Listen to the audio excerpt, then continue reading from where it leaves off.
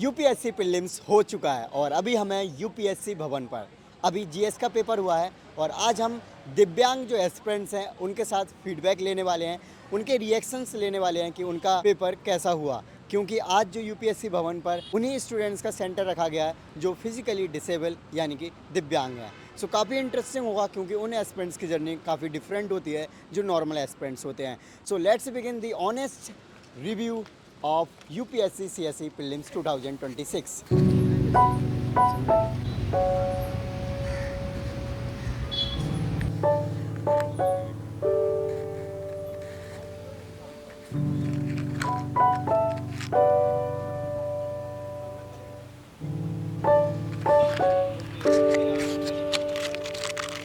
Okay so अभी हमारे साथ एक एस्पिरेंट्स हैं जो कि विजुअली दिव्यांग हैं, तो इनसे बात करते हैं इन्होंने कैसे पेपर दिया, इनका क्या एक्सपीरियंस रहा है। भैया आपका क्या नाम है? सर मेरा नाम आशुतोष है। ओके, और आपका ये अटेम्प्ट और मीडियम कौन सा है? सर मेरा ये थर्ड अटेम्प्ट है और ये मेरा हिंदी मीडियम है। हिंदी मीडियम है। तो अभी आप पेपर देकर आए हो, आपका पेपर कैसा रहा? सर ठीक रहा सर पेपर।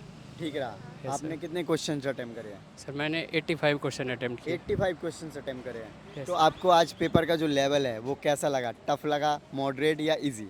सर मुझे तो जैसा लेवल लगा वो मेरे हिसाब से तो सर टफ है। टफ था आपके according? Yes sir. Okay so जैसे आप क्वेश्चन जब अटेम्प्ट कर रहे थे, कुछ क्वेश्चन जैसे आपको नहीं आ रहे थे, तो sir. आपने उनको कैसे डील किया? सर एलिमिनेशन मेथड से डील किया और जिन पे पूरी तरह से श्योर नहीं था उनको सर मैंने स्किप कर दिया। जिनके ऑप्शन में मेरे को कुछ भी आइडिया नहीं था तो उसको मैंने पूरा ही छोड़ दिया। जैसे अगर हम सब्जेक्ट वाइज देखें तो कौन सा सब्जेक्ट आपको टफ लगा आज पेपर में? मेरे को सर साइंस एंड टेक्नोलॉजी। अच्छा, यस सर। इकोनॉमी भी टफ था। इकोनॉमी टफ था। कोई ऐसा क्वेश्चन जो आपको बहुत परेशान किया हो, जो आपको याद हो अभी? सर मेरे को वो मॉडर्न हिस्ट्री का एक क्वेश्चन था जिसमें सर वो था वो इका समुदाय वाला क्वेश्चन। सर उसने मेरे को परेशान किया था। ओके, तो आपके अकॉर्डिंग इस बार कट ऑफ जो रहेगी वो हाई रहेगी या लो रहेगी? सर मेरे हिसाब से तो कट ऑफ लो रहेगी। लो रहेगी। पेपर काफ़ी टफ है। Yes sir. ओके, सो जैसे आप दिव्यांग स्टूडेंट्स हैं तो आपको क्या ऐसी फैसिलिटीज़ मिलती हैं जो अदर स्टूडेंट्स को नहीं मिलती हैं एग्ज़ाम सेंटर में? सर एग्ज़ाम सेंटर पे हमें फैसिलिटी मिलती है सबसे। प्रीलिम्स खत्म। सो अब असली गेम स्टार्ट होता है यूपीएससी मेंस का। बहुत सारे स्टूडेंट्स अभी भी कंफ्यूजन में होंगे कि वो क्या पढ़ें, कहाँ से पढ़ें, पीवाईक्यू पढ़ें, जीएस को कैसे रिवीजन करें, ऑप्शनल कैसे कंप्लीट करें।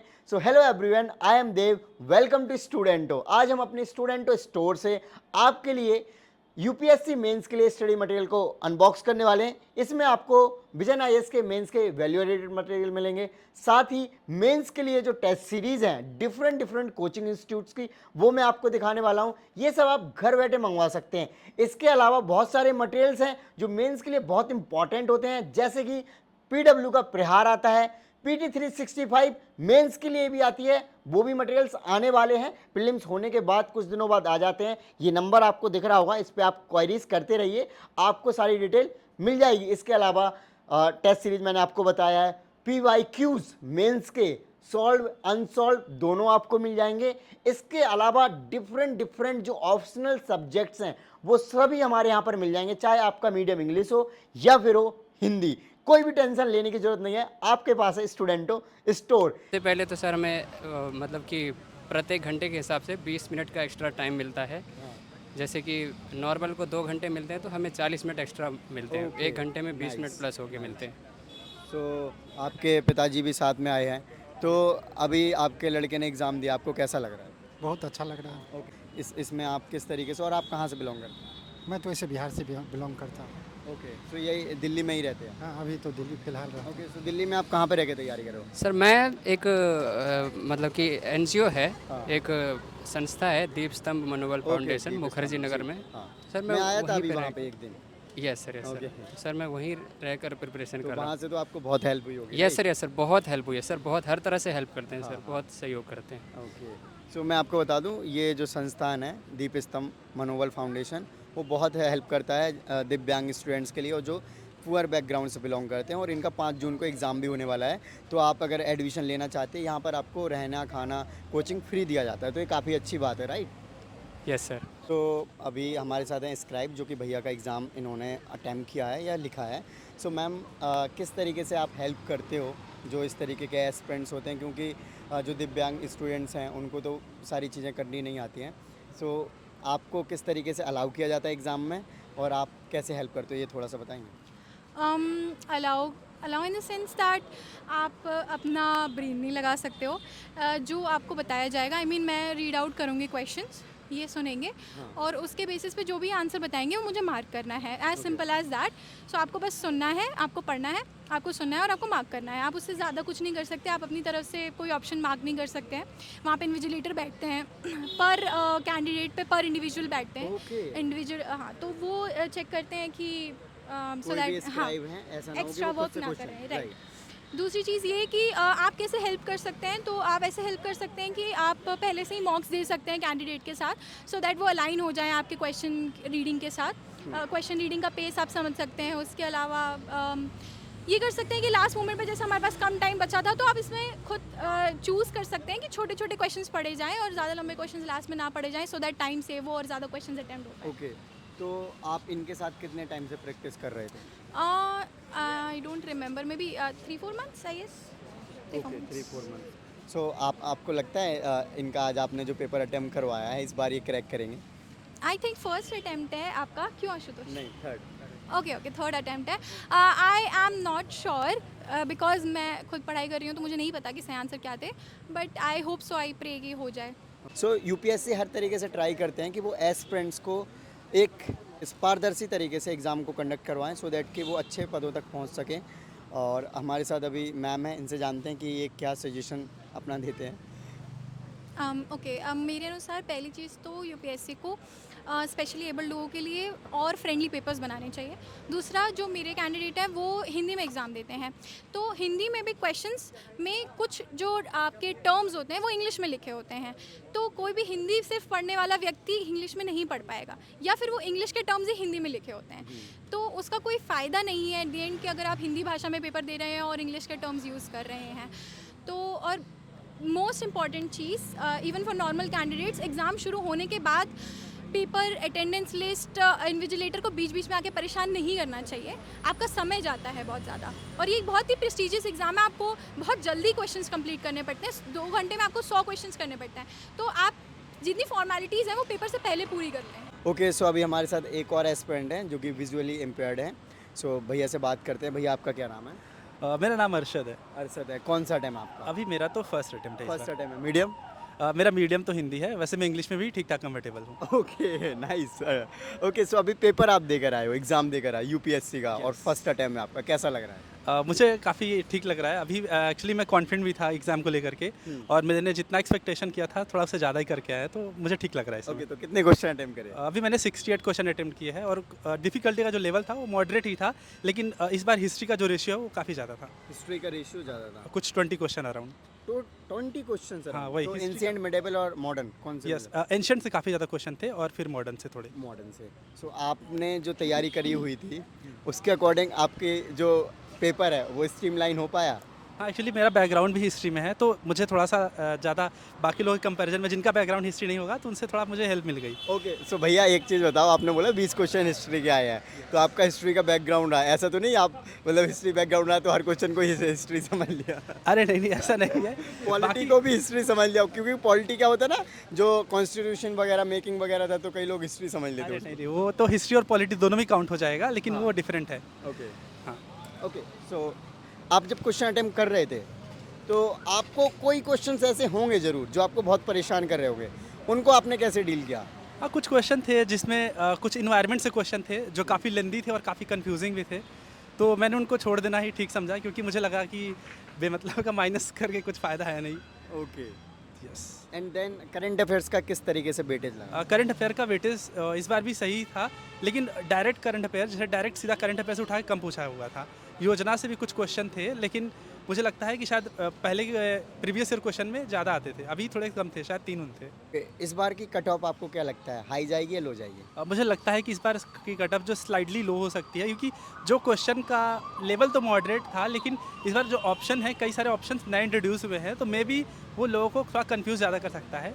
और मेरे साथ भी सेम ऐसा ही हुआ था कि मैं 4-5 क्वेश्चन को लेकर कंफ्यूज हो गया था, बाद में मैंने उनको अटेम्प्ट किया जब मुझे उनके ऑप्शन समझ आने लग गए। तो ये हो सकता है कि थोड़ा सा कट ऑफ लो हो सकती है। ओके, तो अभी आप पेपर दे के आ गए तो आपको रिलैक्स फील हो रहा है हाँ, या अभी फिर मुझे- थोड़ा सी सेट को लेकर दिमाग में चल रहा एक्चुअली है? मैं सी सेट को लेकर थोड़ा परेशान भी हूँ। मेरा सी सेट पे थोड़ा कमांड भी कम है, और ओबियसली कि मेरा बैकग्राउंड ह्यूमैनिटीज़ है, तो थोड़ा सा होता ही है ह्यूमैनिटीज़ वालों को कि सी सेट कैसे करेंगे।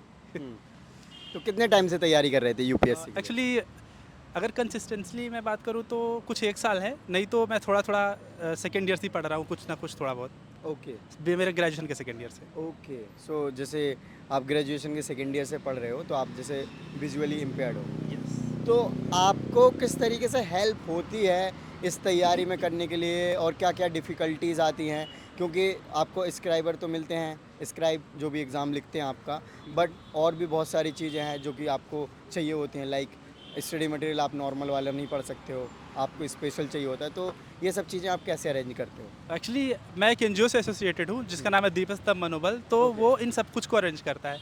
अब सपोज आपने स्टडी मटेरियल की बात की, स्टडी मटेरियल ऑलमोस्ट सेम होता है, बस उसमें क्या होता है कि हम उसकी को स्कैन करके सॉफ्ट कॉपी में कन्वर्ट कर लेते हैं और फिर उसे रीड करते हैं। ओके, और बाकी दीपस्तंभ मनोबल से हमें क्वालिटेटिव मेंटरशिप गाइडेंस मिल जाती है। अभी AIR 20 जो पिछली टाइम 2025 हाँ, बैच अभी का आई। AIR 20 रविराज सेलेक्टेड है, रविराज, yes। और फिर उसके वो 24 भी बैच हिंदी में मीडियम से ही थे। करेक्ट यस, और 24 बैच से मनु गर्ग जो कि AIR 91 थे शायद, यस वो भी सिलेक्टेड है। और हमसे इनका डायरेक्ट मतलब की कांटेक्ट है, अगर हमें इनसे गाइडेंस भी मिल जाती है, मनोबल इनके सेशंस भी कराते रहते हैं कि समय समय पे, तो उससे हमें डायरेक्ट मिल जाता है इन्फॉर्मेशन की क्या चैलेंजेस, एक्चुअल चैलेंजेस जो विजुअली इम्पेयर्ड स्टूडेंट्स हैं वो फेस कर रहे हैं। ओके, मैं भी मनोबल जो फाउंडेशन है उसमें गया था दीप स्तंभ में, काफ़ी अच्छा लगा मुझे। वहाँ पर स्टूडेंट्स को सारी फैसिलिटीज़, रहना खाना चीज़ें फ्री मिलती हैं, तो काफ़ी हेल्प हो जाती है स्टूडेंट्स की जो कि डिसेबल पर्सन है और दिव्यांग पर्सन है, और इसके अलावा जो पुअर बैकग्राउंड से बिलोंग करते हैं। यस, इकोनॉमिक वीकर जो सेक्शन है वहाँ से भी, और साथ में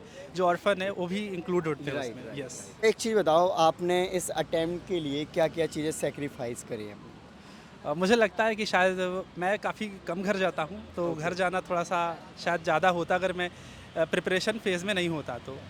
और क्योंकि हॉस्टल में रहना और बाकी दिल्ली का जो पॉल्यूशन है वो तो आप सभी को पता ही है, हाँ, तो वो बट काफ़ी हॉस्टल में चैलेंजिंग तो है। आपके इतने सारे फ्रेंड्स वगैरह भी है ना, तो क्या दिक्कत है? हाँ नहीं, हॉस्टल तो ठीक है, लेकिन फिर भी घर तो घर ही होता है, और हाँ, फिर वो तो दिल्ली का पोल्यूशन जो है वो तो पता ही है। हाँ, सो आप अगर ऑफिसर बनते हो तो दिल्ली का पॉल्यूशन आपको कम करवाना है। बहुत सारे ऑफिसर है, वो भी मैं भी ट्राई तो किया ही जाएगा, देखते हैं क्या हाँ। की व्हाट कैन बी बेस्ट। अच्छा, आज का पेपर देखने के बाद क्या सजेशन देना चाहोगे यूपीएससी को आप? जस्ट यही यूपीएससी को तो मैं सजेशन नहीं दे सकता, लेकिन हाँ। मैं स्टूडेंट्स को कहना चाहूँगा कि keep hard working, be motivated and be consistent. यही 3 चीज़ अगर हम इसको अगर फॉलो करते हैं तो यूपीएससी कितना भी टफ हो जाए या फिर अनएक्सपेक्टेड हो जाए, चीज़ें हमारे लिए बहुत नहीं ज़्यादा बिगड़ेंगी। Okay, so wish you all the best कि आपका इस बार प्रीलिम्स क्रैक हो, आप मेंस लिखें। और इनके साथ बात करके मज़ा आ गया, ये बहुत अच्छे पर्सन है और कह सकते हैं डिज़र्विंग कैंडिडेट है यूपीएससी के लिए, राइट? आपका क्या नाम है? मेरा नाम जया नारंग है। कौन सा अटेम्प्ट था आपका ये? मेरा सेकंड अटेम्प्ट और मीडियम?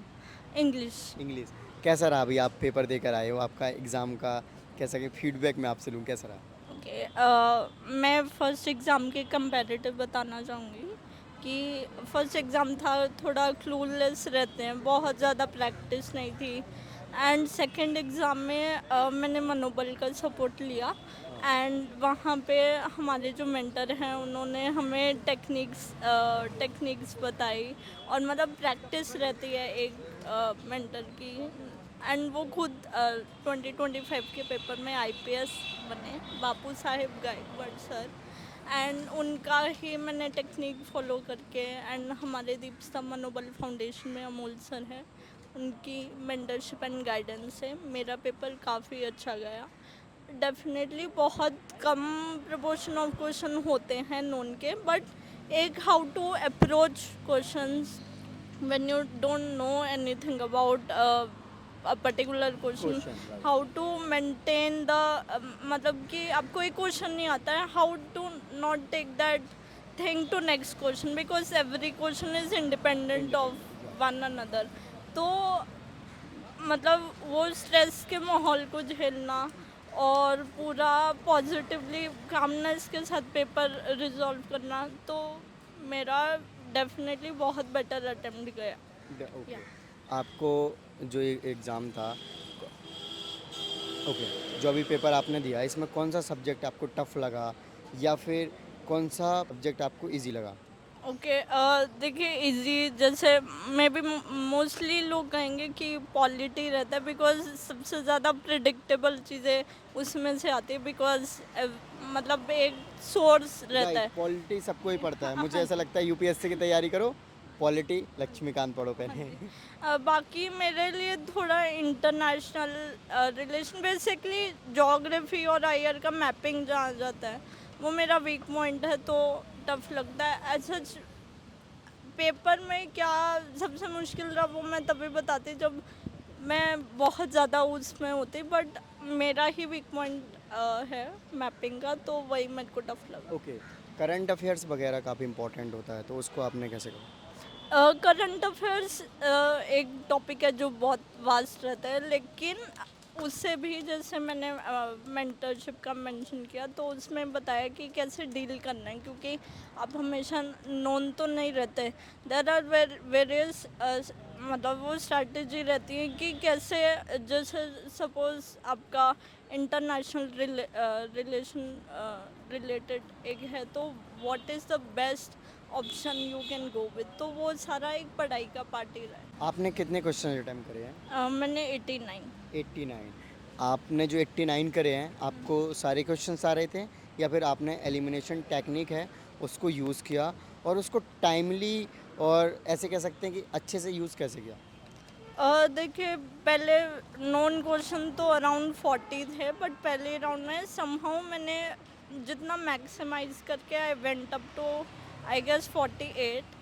उसके बाद ओके, फर्स्ट राउंड में आपने 40 क्वेश्चन, हाँ, 48 क्वेश्चन अटेम्प्ट हाँ करे। हाँ हाँ, और सेकंड और सब्सिक्वेंट आई गेस थर्ड और लास्ट कुछ एक दो क्वेश्चन मैंने फोर्थ अटेम्प्ट में भी किए। मैं थोड़ा थर्ड जब राउंड होता है उसमें थोड़ा हो जाता है कि there are so many left, but it's like जितना मतलब कुछ तो क्वेश्चन है बिल्कुल पॉसिबिलिटी नहीं लगती है, बाकी सबको जितना मैं अपना नॉलेज अप्लाई कर सकती थी, नॉलेज वैसे नॉलेज ज़्यादा फर्स्ट में ही होती है और उसके बाद उसका प्रोपोर्शन कम होके थोड़ा आपकी प्रैक्टिस रहती है और पीवाईक्यू की एनालिसिस रहती है जो हमें सिखाई गई कि 2011 से लेके अभी 2025 तक के पेपर सॉल्व किए। ओके, आपने 89 क्वेश्चन अटेम्प्ट करे हैं, कोई ऐसा क्वेश्चन रहा होगा जो आपका बहुत ज़्यादा टाइम ले लिया होगा और फिर आपको लगा होगा कि मैंने फालतू ही टाइम वेस्ट कर दिया इस पर?